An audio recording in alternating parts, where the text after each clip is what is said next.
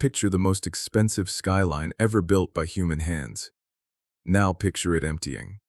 Not in some distant future, not in a Hollywood disaster movie. Right now, Dubai, the city that turned a patch of sand into a $400 billion monument to ambition, is watching its people walk away. And the numbers aren't just alarming, they're accelerating. In the first quarter of 2026 alone, over 127,000 residence visas were canceled. That's not a statistic. That's a city losing roughly 1,400 people every single day. Entire apartment blocks in Jumeirah Lake Towers are going dark, floor by floor, like a building slowly closing its eyes. But here's what makes this different from any downturn Dubai has weathered before. The people leaving aren't the ones who came to gamble on a dream. They're the ones who built their lives here. Teachers, the nurses, the mid-level managers, the engineers, the backbone. And when the backbone leaves, what exactly is left holding the body up? Stay with me, because what's unfolding right now is far more significant than a dip in tourism or a soft real estate quarter. This is a structural unraveling, and it's happening in plain sight.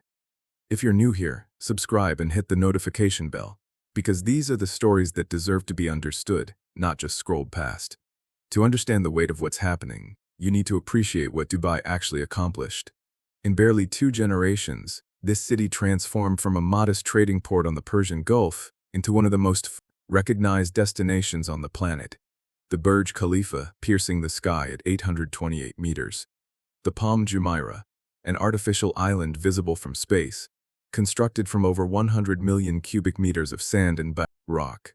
A driverless metro system stretching across the desert. A mall so vast it contains an aquarium, an ice rink, and over 1,200 retail stores under a single roof.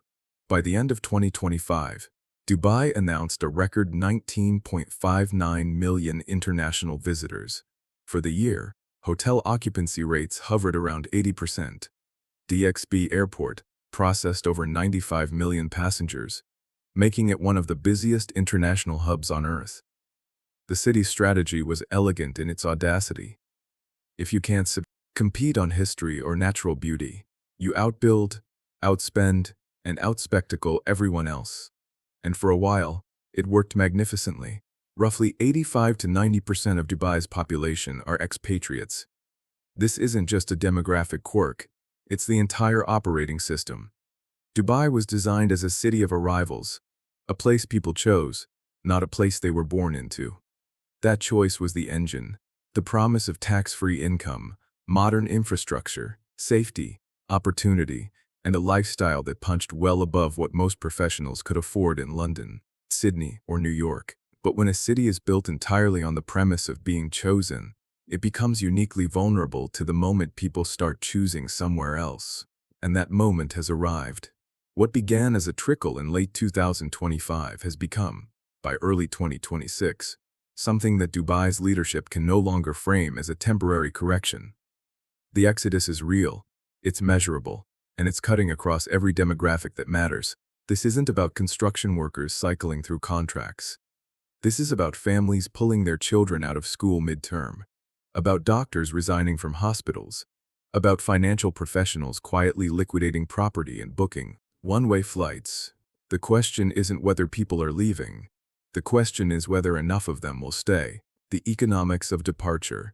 The first thing to understand is that leaving Dubai is not a casual decision. For most expatriates, their entire financial architecture is built around being here. The apartment lease, the car payment, the children's school fees, the residence visa tied to employment. Walking away means dismantling years of carefully constructed stability.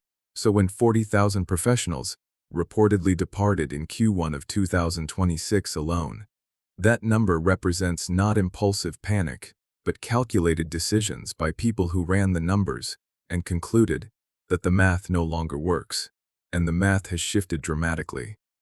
Service charges on residential properties have been climbing steadily, with some communities seeing annual fees of 20 to 30 dirhams per square foot. Grocery costs have inflated. School tuition, already among the highest in the world for international curricula, continues to rise. Meanwhile, the introduction of the UAE's 9% corporate tax in June 2023, modest by global Standards but seismic for a place that built its identity on being a zero-tax haven, sent a psychological signal that the old deal was being rewritten. For the mid-tier expatriate earning a reasonable but not extraordinary salary, the equation that once made Dubai irresistible has quietly inverted. The premium lifestyle is now just premium cost, the talent drain that can't be replaced overnight. Here's where it gets structural. Reports indicate a 23% drop in enrollment at international schools across Dubai. That's not parents saving money by switching to cheaper options. That's families leaving the country. When a family pulls a child out of school and flies home to Manchester or Mumbai or Manila, they don't come back in 6 months. They've replanted. The healthcare sector has reportedly lost 28% of its nursing staff. In a city where the medical infrastructure was purpose-built to serve an expatriate population that doesn't tolerate waiting lists, that loss is not administrative, it's functional. Emergency rooms stretch thinner. Appointment wait times extend. The quality of daily life, the invisible infrastructure of a functioning city, begins to fray at the edges. And in the professional class, the departures are quieter but potentially more damaging. Financial analysts, legal professionals, tech workers, the people who made Dubai's ambitions toward reportedly departed in Q1 of 2026 alone. That number represents not impulsive panic, but calculated decisions by people who ran the numbers and concluded that the math no longer works, and the math has shifted dramatically. Service charges on residential properties have been climbing steadily, with some communities seeing annual fees of 20 to 30 dirhams per square foot. Grocery costs have inflated. School tuition, already among the highest in the world for international curricula, continues to rise. Meanwhile, the introduction of the UAE's 9% corporate tax in June 2023, modest by global standards, but seismic, for a place that built its identity on being a zero-tax haven, sent a psychological signal that the old deal was being rewritten for the mid-tier expatriate earning a reasonable but not extraordinary salary. The equation that once made Dubai irresistible has quietly inverted. The premium lifestyle is now just premium cost. The talent drain that can't be replaced overnight. Here's where it gets structural. Reports indicate a 23% drop in enrollment at international schools across Dubai. That's not parents saving money by switching to cheaper options. That's families leaving the country. When a family pulls a child out of school and flies home to Manchester or Mumbai or Manila, they don't come back in 6 months. They've replanted. The healthcare sector has reportedly lost 28% of its nursing staff. In a city where the medical infrastructure was purpose-built to serve an expatriate population that doesn't tolerate waiting lists, that loss is not administrative, it's functional. Emergency rooms stretch thinner, appointment wait times extend. The quality of daily life, the invisible infrastructure of a functioning city begins to fray at the edges. And in the professional class, the departures are quieter but potentially more damaging.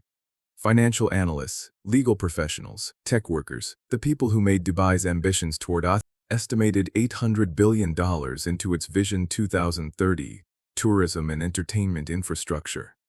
Qatar, fresh off the World Cup, has upgraded its facilities and diversified its offerings. Oman and Bahrain are positioning themselves as quieter, more culturally authentic alternatives. And outside the region, the competition is even fiercer.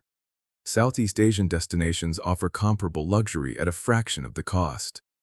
European cities are investing in the experiential tourism that younger travelers overwhelmingly prefer. Walking food tours through Barcelona, cycling through the Dutch countryside, thermal baths in Budapest. These experiences offer something Dubai has always struggled to provide. A sense of place that can't be replicated. An international travel agent was quoted as summing it up with brutal clarity. Dubai used to be the destination. Now, it's just an option. And options get compared. The climate reality. There's a physical dimension to the exodus that rarely makes it into the glossy promotional materials. Dubai's summer temperatures routinely exceed 42 to 45 degrees Celsius, with humidity that can make the effective temperature feel significantly higher. For roughly 4 to 5 months of the year, outdoor activity becomes not just uncomfortable, but medically inadvisable. Scientists have been tracking wet bulb temperatures in the Gulf region with increasing concern. Wet bulb temperature measures the combination of heat and humidity, and there is a threshold around 35 degrees Celsius, beyond which the human body physically cannot cool itself through perspiration, regardless of fitness level or hydration. Parts of the Gulf have already recorded readings approaching this limit during peak summer months. For the expatriate family weighing whether to renew a lease, the question of climate isn't abstract.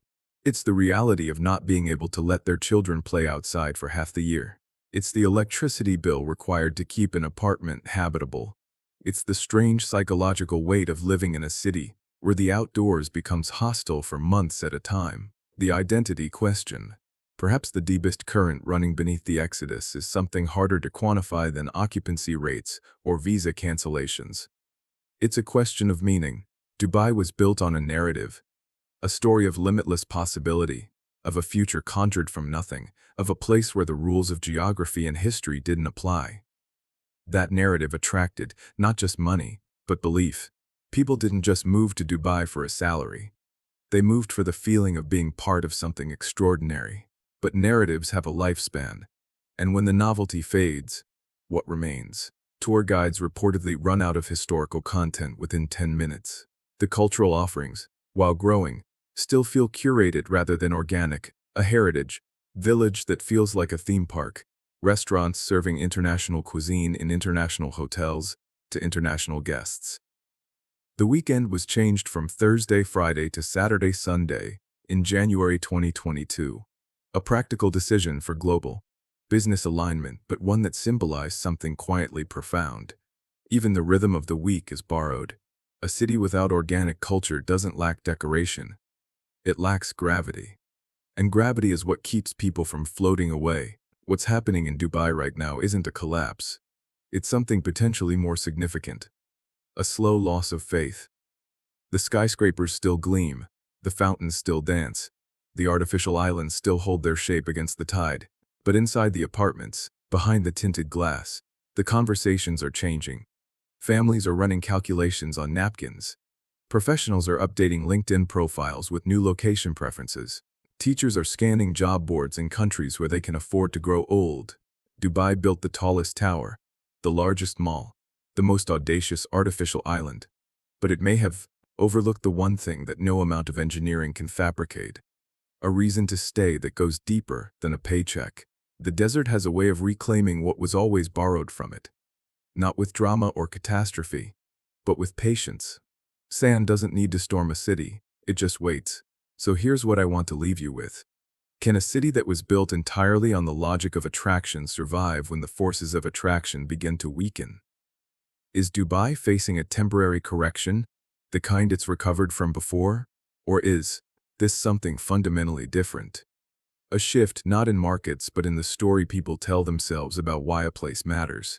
I genuinely want to hear your perspective. Drop your thoughts in the comments, whether you've lived in Dubai, visited it, or watched it from afar. This conversation matters. If this analysis gave you something to think about, subscribe and hit the bell so you don't miss what comes next. And share this with someone who needs to see the full picture. See you in the next one.